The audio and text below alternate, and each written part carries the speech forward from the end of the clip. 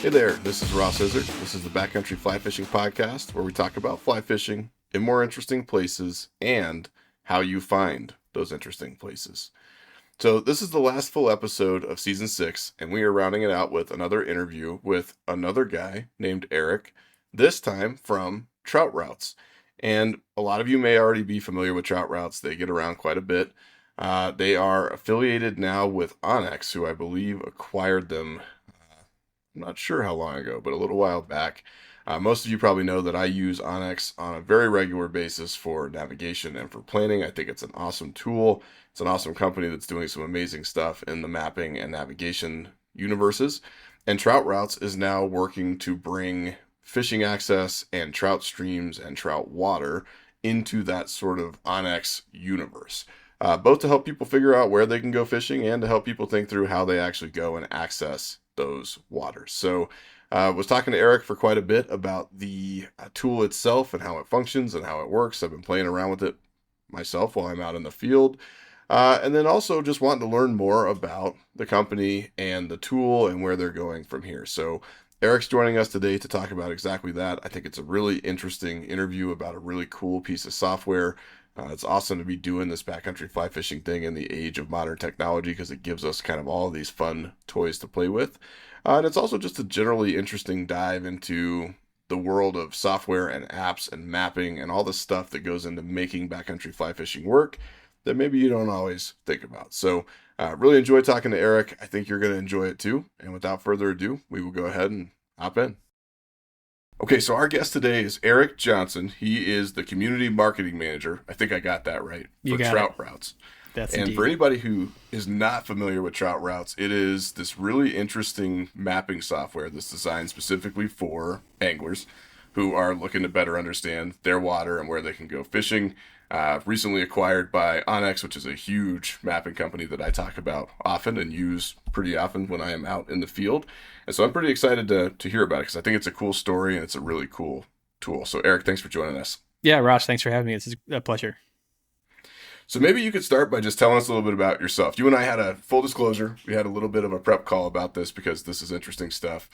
Erik is a hardcore fly fisherman himself, has a pretty cool story for how you got into it and where you fish, which is a pretty different universe than where I fish. So maybe we could start with that. Yeah, absolutely. I was trying to think about some of my true backcountry fishing experiences, and they're quite a bit different here in the upper Midwest. But I'm based just outside of Madison, Wisconsin, in the southwest corner of the state, a couple hours from Madison. And it's a part of the upper Midwest called the Driftless, which I'm sure many of your listeners are familiar with.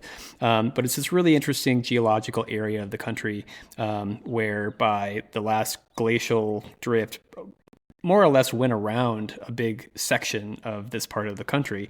And so what that means is we've got some really beautiful rolling hills, these springs that bubble up in these farmland ravines. And it's just a amazing trout fishery. But I didn't get into trout fishing until much later in life. I actually grew up in the Twin Cities, and like most of the kids in Minnesota, fished with night crawlers and a bobber off the end of the park dock. So that was really my experience growing up. We would fish on some lakes here and there, and I had some family that would get us out on the St. Croix River in a boat and things like that every once in a while.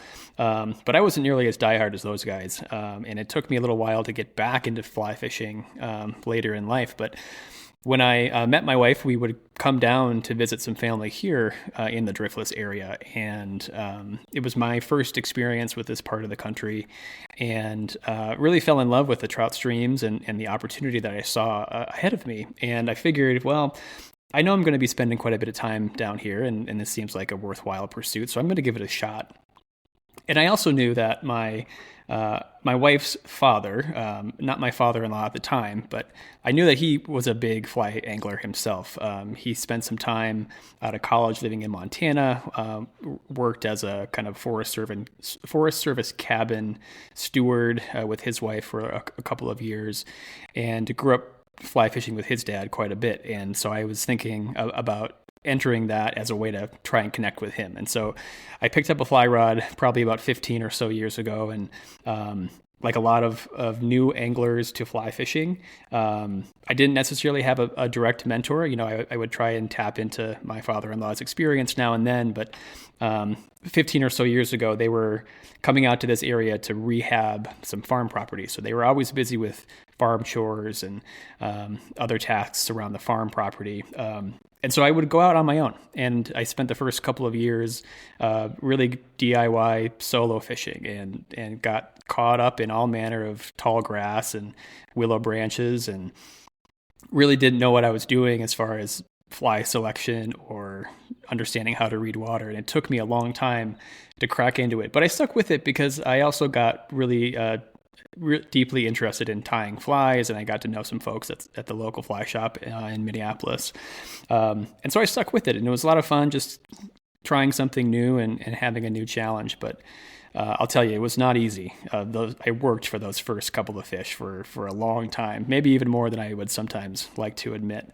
But I will say it eventually did come full circle. I was out in this area for a maple sap run when the sap wasn't running, and I was out there with my father-in-law. I was planning to spend a long weekend carrying 5-gallon buckets and stoking a fire to boil down some sap. But there wasn't any, and so we didn't have anything better to do. And I looked over at him and I said, "Tom, you know what? Let's go hit the stream." And I effectively shoved a fly rod in his hand, drove him out to a bend of the West Fork of the Kickapoo River, and put him on a corner where I saw some fish rising. And after about 20 minutes or so, he had landed his first fish in a long time, and it was really fun to see his eyes light up and sort of see that passion and excitement come back. So while it may not have been the path that I had intended, it was really cool to see that experience and to have that experience with him, albeit probably 5 or 6 years after I got going. Well, first of all, I mean, huge cred for using fly fishing as a way to suck up to your future father-in-law. That was a brilliant strategy. And I don't know, I don't know if I recommend it necessarily, but it's at least worth a shot, I suppose.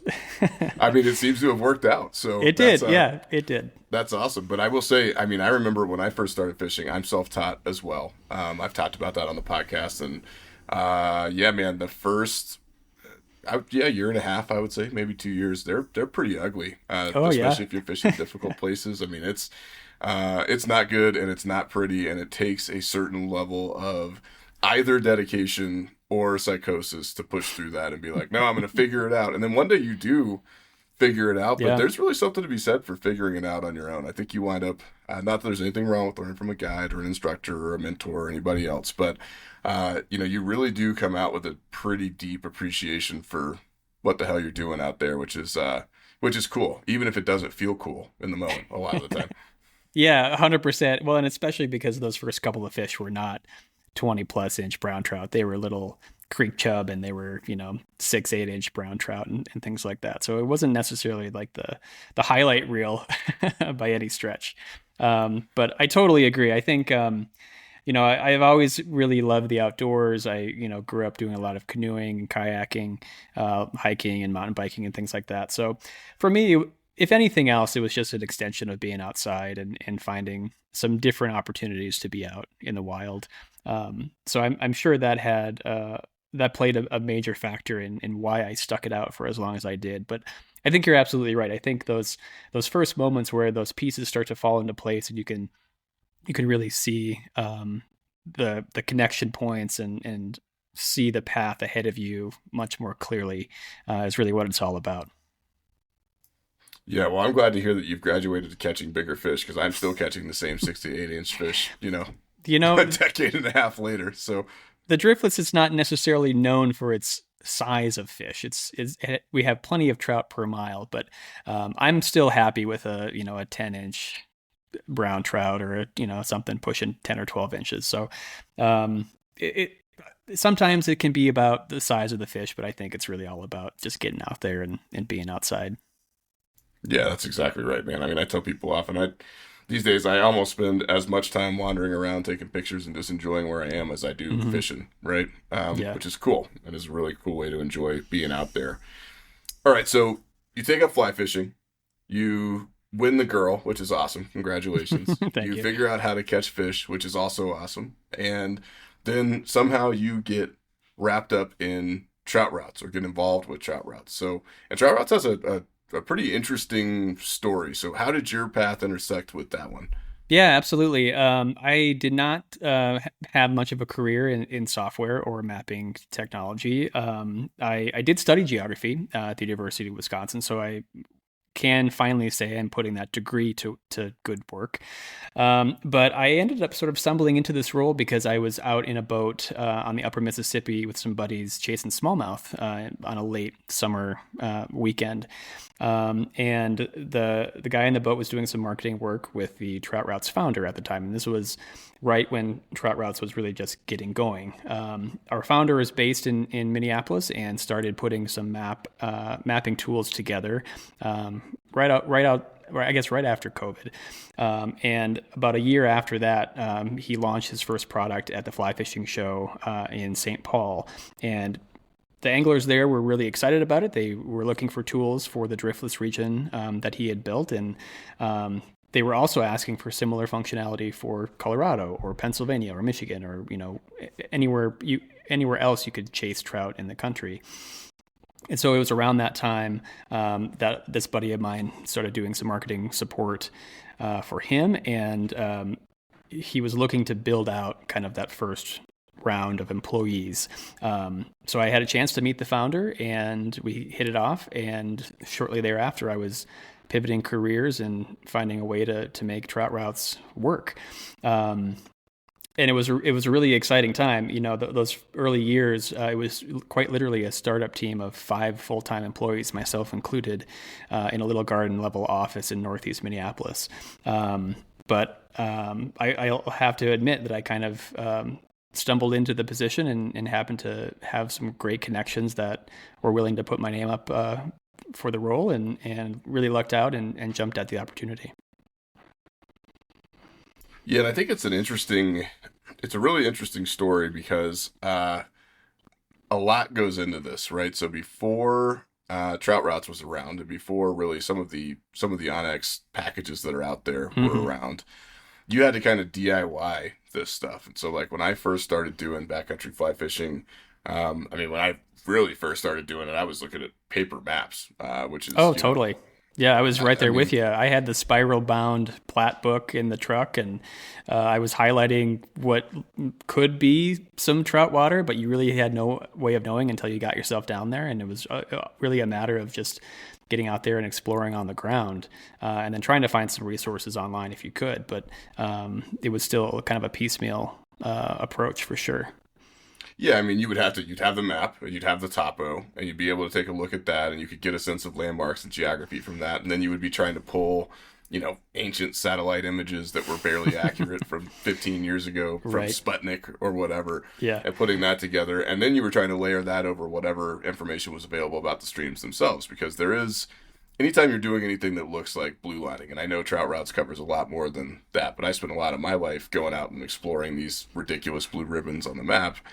And, there was always a risk, like you said, that you'd get in there and there just was nothing there. And that's still kind of a risk. That does actually still happen to me on a regular basis. But as tools and technology have gotten more sophisticated, we've gotten better and better at sort of mitigating that problem and being able to the extent possible, give you as much information as you need before you actually get out there and check it out. But I guess the overall takeaway for me is that this is not a small lift, right? So you're pulling in data from satellites, you're pulling in topo maps, you're pulling in stream data, you're pulling in gauge data, flow data, all kinds of stuff into a single app and a single sort of mapping tool. On top of Onyx is dealing with public lands and where land boundaries are and everything else too. And it's a pretty gargantuan undertaking, actually, if you think about it. And I don't know if people really think about that when they look at the map and they're like, "Well, this is cool. Look, I can see a stream. And there's a mountain." But actually thinking about the amount of stuff that had to come Mhm. together to make that work is pretty crazy. And I would imagine it was a pretty big challenge for a team that small. Yeah, absolutely. When we all started, we had about half the country mapped. So we spent the next 3 months finding resources for the rest of the country.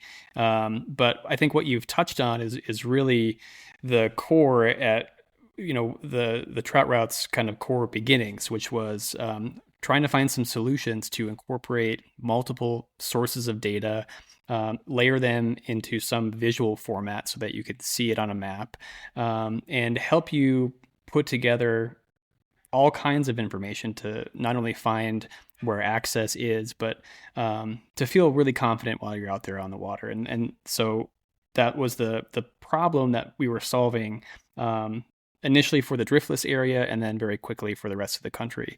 But it was really an effort to find these resources that are sometimes heavily buried or take an awful lot of research to uncover, but are still incredibly valuable in public sources of data that we think more anglers should be able to access. So it wasn't just about fishing access points or mapping the river lines. It was incorporating, DNR surveys and figuring out like restoration sites and habitat projects and all these things that are going into making these habitats healthier and improving access for anglers and things like that really, I think, allowed us to bring all that together. Yeah, so I'm always interested in sort of the regional differences and how people fish, right? Just in general, but also specifically with regard to backcountry fly fishing. Because, I mean, I'm a Western guy, right? So I fish in Colorado primarily. Obviously, this is where I live. But I've also fished quite a bit in Wyoming, quite a bit in Montana, a lot of Western state stuff. And I occasionally go down to Texas and pretend like I'm a warm water guy or whatever. But I haven't spent any time in the Driftless. It's very different. A couple trips to Pennsylvania, but not a lot of time there. Very different. Most of the East Coast in general is very different. And I would imagine that the needs of anglers in those different geographic regions, I mean, there's probably a lot of overlap in the Venn diagram, but I'm also guessing that they're looking for different stuff because it's a totally different experience. And that's got to be a pretty big challenge, too. I mean, you're mapping everything out, but then you've got these sort of wildly varied environments that create pretty varied fly anglers out there. Sure. And that's an interesting thing because then they're all coming back and using the same tool. Yeah, absolutely. I mean, I think at the end of the day, any angler is looking for where to go fishing. And so we can effectively solve that problem by tapping into those regional differences. I'll say in a state like Wisconsin and here in the Driftless, there is a really prominent culture of fishing, and there's a really high priority placed on public access and access to public water. And I'll say we're blessed with an awful lot of additional easement access, which allows anglers to cross through private property boundaries in certain designated areas to get to trout water. So that's certainly a data set that we found that might be a bit more specific to the upper Midwest. But we've also been able to find resources that support access and tools to help anglers understand river conditions and things like that. That might include USGS stream gauges or topographic maps, or converting those topo maps into 3D views so you can really get a sense of the geography of a certain area that you might be interested in. So I think at the end of the day, while some of the core elements might vary from place to place, it all really gets back to just that idea of public access and public water that we're able to tap into no matter where you're fishing. Yeah, and I would imagine that, well, I mean, I guess you're kind of talking to a pretty broad swath of anglers just in general, right? I mean, you've got guys like me who are beating around off in the sticks and doing ridiculous stuff, and you have other guys who are just like, want to go fishing close to the car, and you have some people who are somewhere in between. Sure. It sort of varies by region, by person, by day of the week, by mood, I'm sure. Yeah. And so being able to have sort of a unified system there that can serve everybody is pretty cool. I guess, when you talk to users out there, because I'm sure that that's a big part of this, especially since Trout Routes is still relatively new in the tech space. Sure. Do you ever hear crazy stories about how people are using this thing? Is there something that comes up most often as far as what they like the most about it? Yeah, that's a good question. I think, again, it sort of depends on where you're at. I know we've got a lot of anglers out west that just live or die by the stream gauge measurements. So having a single source of truth for accurate stream condition and flow and height measurements is really critical. We certainly have plenty of folks that are doing more of that backcountry, like deep backcountry fishing. So being able to capture your map offline and take it with you, so you still have the base map and your data, despite being outside of cell coverage, is huge. We had a partner who was on the Georgia Traverse Trail, so down in the southeast, and he was doing an overland trip. And the first day of this trip, he was driving out to meet the rest of his fishing partners. And it wasn't until he basically got on the trail and was outside of coverage that he realized that he wasn't exactly sure which campsite they were meeting up at. But luckily, he happened to have downloaded that map, honestly, a couple of years earlier for a separate adventure, and was able to leverage that, so he didn't have to drive back out a couple hours to get back into coverage, and was able to kind of save the evening and find the campsite kind of by happenstance. So I suppose it really depends on where you're at, but I think we certainly have different parts of the country where some users are leaning into some data sets more than others. But they could still certainly be valuable, even if you might not be tapping into them as frequently. Yeah, and I mean, so trout routes is one of these things, and I actually said this before. I was a little salty when it first came out because I had been like noodling on it. I was like, man, it would be cool if that existed, and then y'all beat me to it. Which of course you were always going to beat me to it because I don't know how to, I can't even program a cell phone number. So that was always going to be the case, but. So you go out, you put the app together, you sort of start iterating on it and building on it, and then you run into onX, which is a really, really big name in the outdoor mapping community, especially in the hunting community, but increasingly in other aspects of the outdoor community too. And Trout Routes gets acquired, right? Which is number one, a surefire sign that you've got a pretty cool idea, but number two is probably a pretty interesting ride because onX is they're doing a lot of stuff outside, but they're not really doing fishing, and now it's all kind of coming together. So what's that experience been like? Yeah, it's interesting. This is certainly true of the fly fishing industry and community, but I think it's true of the broader outdoor community as well, from the industry side down to the consumer side as well. But we had always been somewhat connected to some folks at onX, and I know, especially in those early days, we had gotten connected with a couple of folks where we were able to ask for some advice and just sort of gauge their perspective on some things. And so it was always a really positive relationship, even though you could, I suppose, consider us competitors to onX, even as a small startup. But as we continued to expand and grow the business and expand our coverage and things like that, they certainly took notice and incorporated the entire Trout Routes team into the onX parent company as a way to kind of fill that need that they weren't necessarily addressing head on. And so it's been really exciting for us to go from small startup team to now, the onX org is, I think, 450 plus employees. So it's a rather stark contrast to some of those early days that we were working with as a small team. But what has been really exciting and really motivating is that, onX has been providing mapping solutions and tech and things like that for the better part of the last 20 years. And they've got some incredible teams that run these huge data sets that we have the ability to tap into, as well as take the lead from them in some ways on the marketing and the product development side, because they've gone through a lot of the challenges that we were going through in those early years.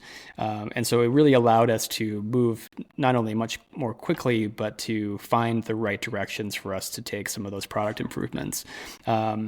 And I'm not going to lie, it's nice to have healthcare again, and perhaps a little bit more of job security going forward. Yeah, and I mean, onX is it's an interesting company because for a long time, I used onX Hunt, which was their specific app for hunters. I don't hunt, but I do fish, and it was close enough. And I would use it, when I first started out, I was still using paper maps for navigation, but I would use onX to sort of inform where the private land boundaries were, right? So I wasn't accidentally trespassing, which, in retrospect, I probably did quite a bit in my younger years without knowing it. So I used that for a long time. I eventually switched over to onX Backcountry, which is more of a hiking focused version of it because it has a lot of the same stuff and a lot of features that Right. matter a lot to me. So slope angle, avalanche risk, all that kind of stuff, especially in the early season, gets very important to me in some of the places where I'm going. And now you've got trout routes, and so you've kind of got these. And I'm sure there are probably other iterations of this that I'm not naming here because I haven't had any contact with them.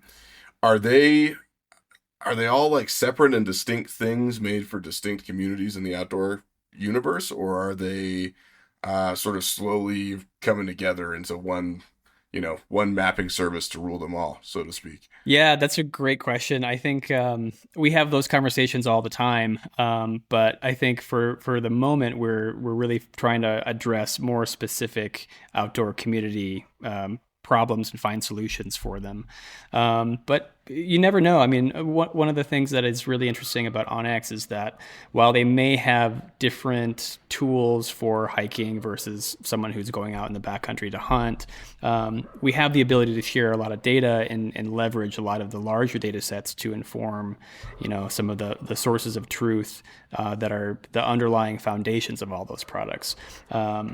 There is an Onyx fish out there. They actually just launched into the state of Montana, but they've rolled out to some states here in the upper Midwest as well, with a strong focus on conventional fishing and anglers who are fishing out of a boat that need more specific information for things like lake bathymetry, wind directions, finer tuned species information, and things like that. So, for the moment, we'll continue to be trout routes and to really help inform data for trout anglers. But things are always changing, and we're always trying to find ways to improve and make more things available to our customers as well. So I wouldn't be surprised if there are some things that start to blur those lines, as it were, a little bit in the future. Yeah, do you foresee different usage scenarios? So, like, I've been playing around. I was out just this last week hiking into this canyon and then into another canyon to go check that out, which was a lot of fun. And I had Onyx, of course, I was using that, but then I also was playing around with trout routes a little bit more. Do you find that there's sort of a different usage profile? So, like, are fly anglers using trout routes primarily to just find and understand water and options? Are they using it for sort of hardcore, like actual terrain navigation, Mm-hmm. or both? Is there a sort of difference between the user profile across these different Onyx pieces? Yeah, I mean, we definitely have different segments of our users that are digging more deeply into those fairly specific tools. But I think at the end of the day, what our customers are looking for, and what I think most trout anglers are looking for, is easy ways to understand where the trout water is first and foremost. I think that can sometimes be a bit more of a challenge than it needs to be. So having a really clear idea where that water is in the first place is like your jumping off point. And from there, after you've identified perhaps a spot that you're interested in, figuring out where the public and private land boundaries are, where you can legally and safely access the water versus areas that you want to steer clear of, it's really key. And pairing that with designated fishing access points is also pretty high up there on that list. But we find some users, we incorporated a tool where you can tap on two lines of any stream and it'll immediately give you the river miles, the distance along the river of that specific section. And we assumed that a lot of users would be taking advantage of that because they're trying to map out a float and they're going to be fishing out of a drift boat or something. But surprising to us, and we ended up seeing a lot of anglers that are fishing on foot, that are more interested in figuring out how long it's going to take me to hike from the put in or the access point to this really good looking bend that I identified on some satellite imagery. And so it's really, I think it's always really fascinating. And one of the things that I really like about my job is being able to connect with different fishing communities across the country, because what I'm familiar with and what I'm used to here in Wisconsin is not necessarily the same approach that you're going to take in Colorado. And so I really enjoy getting to connect with anglers to figure out like what it is that they're using, what are they looking for, how are they using the tools that we're offering, because half the time they're in a manner that I hadn't even considered. So, certainly parts of the country where, more hiking access is available. We tend to see folks that are leveraging more of that, either satellite or topo base map imagery. Folks here in the upper Midwest are looking for that specific easement access where they want to find areas they can cross in that might be crossing private land boundaries and things like that. So it does kind of depend on the part of the country that you're in, but I do think we have a very wide swath of different angling approaches, and it's not just limited to someone that likes to throw dry flies or someone that is fishing out of a boat. It really is a tool that can get anybody out on the water, no matter your pursuit. Yeah, and the stream miles thing is actually really interesting because I do, one of my favorite things is to explore big canyons. So it'll take me, the better part of a summer to break up a 30-mile canyon into sections and go backpack it or whatever. But it becomes difficult to really get a good sense of how much ground you're covering because the rivers aren't straight, right? And so it can be kind of tough. And when you don't know, if you're doing a one-day trip, it's not a big deal. Maybe it's an extra half mile or an extra mile. It's an extra 30 minutes of your time. When you're doing a multi-day trip, that becomes potentially a really big deal, right? Now it's like an extra half day or a full day, which, maybe your partner back home wouldn't be super excited about. Yeah. So it helps out on that front. But one of the interesting things that, when you open up the Trout Routes app, and I'm looking at it right now, it's like this really cool sort of visual representation of all of these spider webs of these river systems, so trout river systems, and they're laid out by gold medal, class 1, class 2, class 3, and I guess it's you think about how many streams there are just in a place like Colorado, right? We've got 2,000 high alpine lakes, we've got thousands of little streams. How do you all decide where the trout are, and they're that this is trout water that you're marking out, and then how do you classify it? Like, what's the legend behind the legend here? Sure. Let me start with classification first, because I think that's a little bit more of a baseline. What we're doing for classification, and this is true across the country, is that we're actually incorporating, the state level data. We're incorporating regionally designated systems, and effectively rolling them together and applying some priority to some water that may have more miles of public access, more public land surrounding it, or a greater quantity of public access points. So whether that be a parking lot or a designated access point or a boat launch or something like that. So there are some waterways that will get a higher classification based on some of that analysis. And then on the flip side, downgrading it to some extent, some water that may only have one access point, or it doesn't run through any private lands, or public land. So it could be more challenging for you to get out there. You may need to hike in a further distance, that sort of thing. But really the goal with that is to take, a classification system that you're used to with your home water and roll that into something that you could apply across the country. So if you're traveling or if you're heading somewhere new, what we're doing is giving you an understanding of that trout water that should translate to what you're familiar with. While there might be some slight differences or variations here and there, it will trend very closely to, the water that is classified by the state of Colorado as class 1 or gold medal or blue ribbon and that sort of thing. Yeah, I mean, it's a pretty cool, it's a cool tool to be able to look at, especially if you're like a blue lining addict and you're sort of looking at all the tributaries and then the secondary tributaries and the tertiary tributaries. I mean, river systems get pretty complicated, and I sort of have a little bit of I guess it's a mental illness. I hate fishing main rivers. I mean, I will do it, but I'd almost rather not. And the first time I run into a creek or a confluence, you can almost guarantee that I'm going to turn off and go explore that, because I just think they have so much more character. But, for a long time, that was how it happened. You'd go to the main river, you'd walk up the main river, you would find a confluence, and you'd say, screw it, I'm going to go see where this goes. And then you'd go map it out, which is a lot of fun, but you also don't know anything about where you're going, right? You don't know about the water, you don't know about the terrain. And so it's a cool tool. And I would imagine there's a ton of work to be able to really accurately classify streams that way and mark them out. Yeah, our data is coming from hundreds of publicly available data sets from across the country. Sometimes they will be informed by federal data sets that cover the entire country. Sometimes they're coming from local county databases or shocking studies from the DNR, Parks and Wildlife, and things like that. So it's really a remarkable amount of work that our GIS teams are doing behind the scenes to stitch everything together. I mean, one of the things that was very important to us from the get-go was to make it easy for you to transition between, for example, one state to another. So finding these data sources was the first step, but then figuring out how to overlay them and connect them together was the next major challenge. And it's an ongoing process. We're always looking for, new data sets, new sources of information. Quite recently, we actually started to incorporate a bunch of species-specific data, which is a way for you to filter by specific species if you were interested in, West Slope cutthroat or brook trout or, something like that, where you can hide all the waterways that most likely won't hold those specific trout species.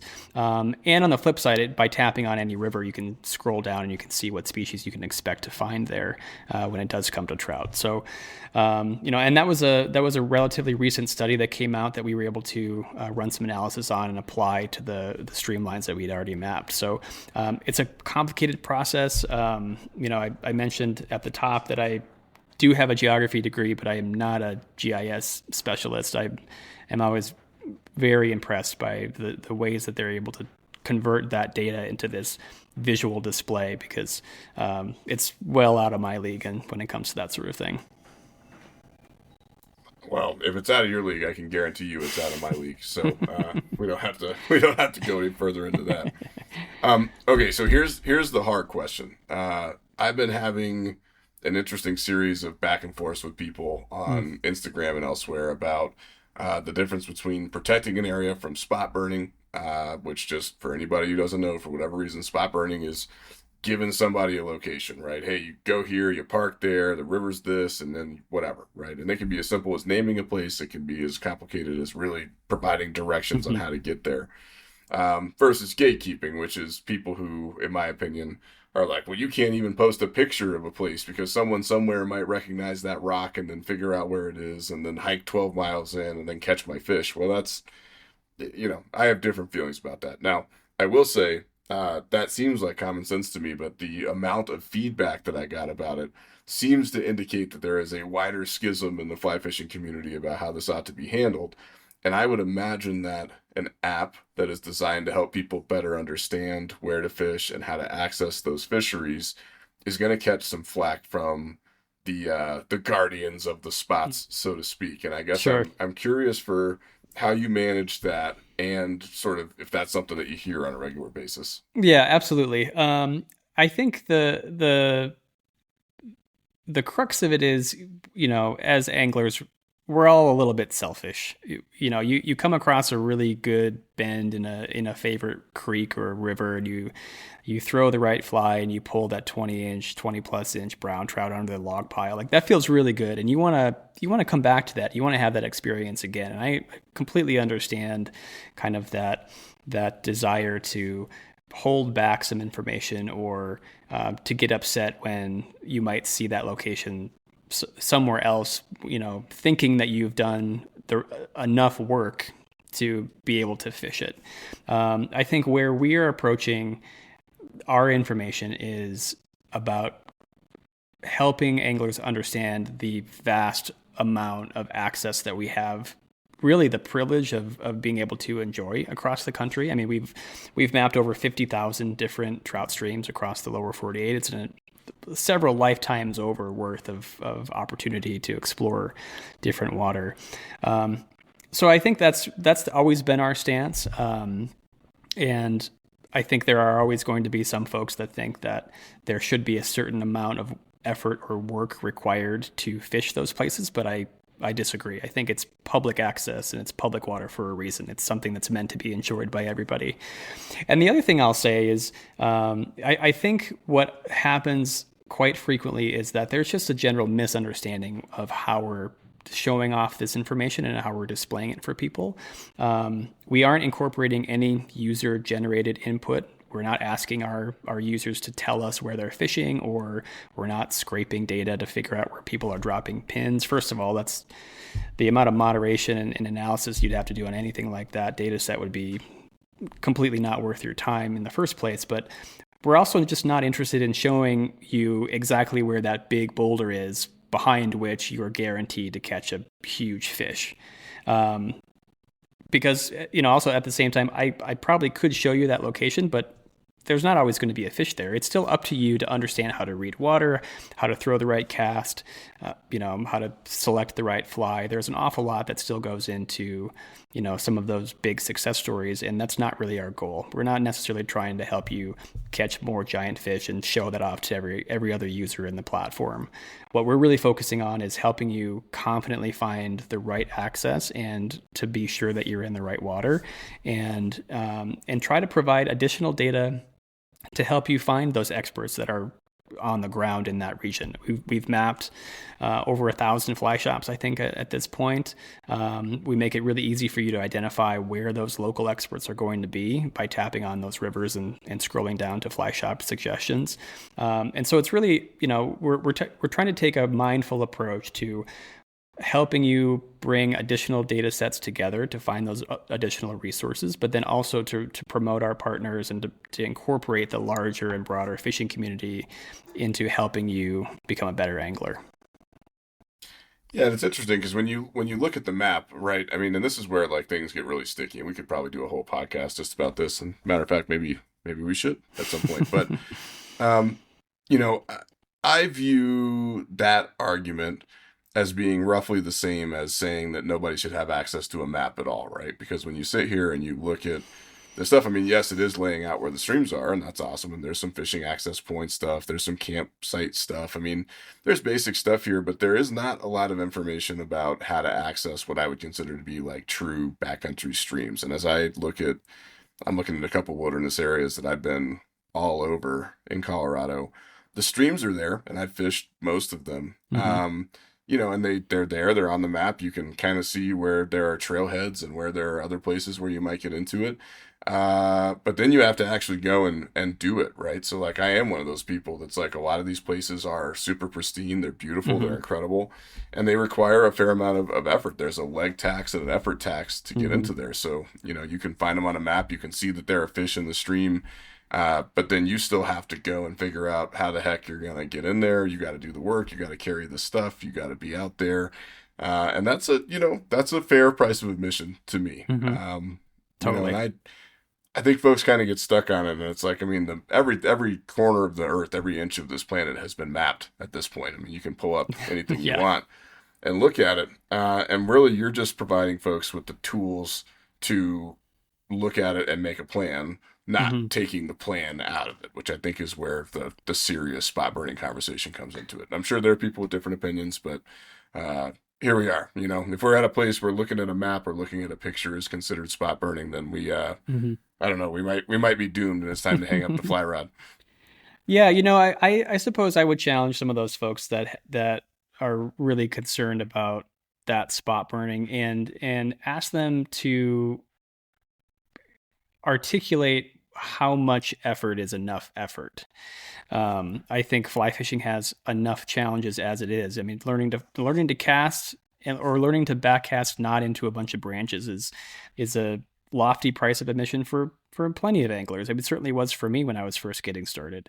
I think, we could all do better to encourage each other to learn more, to explore more, and find more opportunities, because we're a small subset of the outdoor community. And I think I think sometimes we spend a lot of time finger pointing at different parts of our little community where we could be spending that energy much more productively by coming together and advocating for public access and advocating for conservation and conscientious anglers, instead of just calling people out in a social media comment. Yeah. And I mean, understanding that, like I said, you eventually have to actually get there, which is not simple for a lot of these places, right. Which, that's a wider conversation probably that we could get back into. But, if you haven't taken a look at trout routes, I think it's worth looking at. I mean, they're there are so many trout streams. It's kind of wild. I've been fishing in Colorado for so many years, and there are, I mean, I guess I know this intuitively, but looking at it on the map is kind of staggering, which is pretty cool. So if somebody wanted to try trout routes, download it, give it a shot, figure it out. How does that work? Where do they go? What does it cost? What's the deets on that? Yeah, absolutely. The easiest way is just open up the App Store on Google Play or on iOS. You can search Trout Routes. It will be the first thing that pops right up there. Our free version will show you streamlines and show you some limited data, but really the meat and potatoes is part of our Trout Routes Pro subscription, which is $39.99 if you're looking for access for the whole country. But we do have some different offerings. If you were really just fishing in one particular state, you can jump in and capture the state of Colorado for $19.99 and things like that. And then we offer, monthly payment plans and all kinds of different subscription options in that way. But really, I think about it as the price of a spool of tippet and a half dozen flies at the fly shop for basically access to information and opportunity across the country for a year. And to me, that seems more than valuable. Yeah, it's definitely a fun tool. I'm looking forward to playing around with it more. I'm getting in a spot where like I'm such an old guy that it's hard for me to shift away from the stuff I'm used to using to the newer, cooler stuff. Mm-hmm. But it's definitely an interesting tool and one that I'm looking forward to get to know a little bit more. And I know you guys have a lot more planned, I think, in the future for what you're going to add to it too, which is exciting. Yeah, we are right on the cusp of being able to tap into even more Onyx data sets, which I'm very excited about. We're going to see some really cool improvements even in just the next couple of weeks. So I would encourage you to jump in and take a look. And, especially if you're looking for some new access or if you want to get off the beaten path or find something a little bit different and broaden your horizons a little bit, I think we're a great gateway to help you start exploring some of that stuff. Agreed.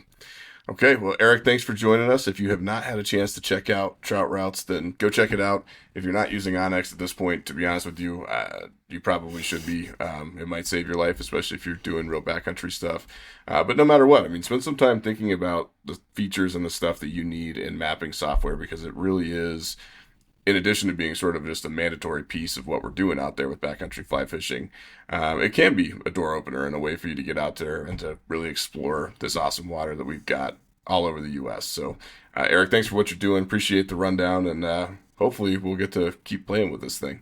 Yeah, thanks, Ross. Appreciate the time. It's a pleasure getting to dive in deep here. And like you said, I think it's a great opportunity, especially if you're looking for something new this season. Jump in and give us a shot. Okay, that'll do it. We've been talking to Erik Johnson with Trout Routes. Really interesting guy, really interesting product, and a lot coming down the pike on that front. Guys, we will be back next week with the very final episode of the season. This one is just going to be closing us out, talking about where we go from here, and then giving you guys a short break, shorter than the last break we took, before we come back and start season 7. Keep going with this crazy backcountry fly fishing thing that we're doing. So appreciate you guys. If you are enjoying the show, if you've enjoyed this season, please don't forget to give us a review wherever you listen to your podcast. Shoot me a note at backcountryflyfishingpodcast@gmail.com or on Instagram if you would prefer to do that. Love hearing from you, and we will see you back here next week. Till next time, this is Ross. Maybe I'll see you out there. Hopefully you've got a decent map on your phone.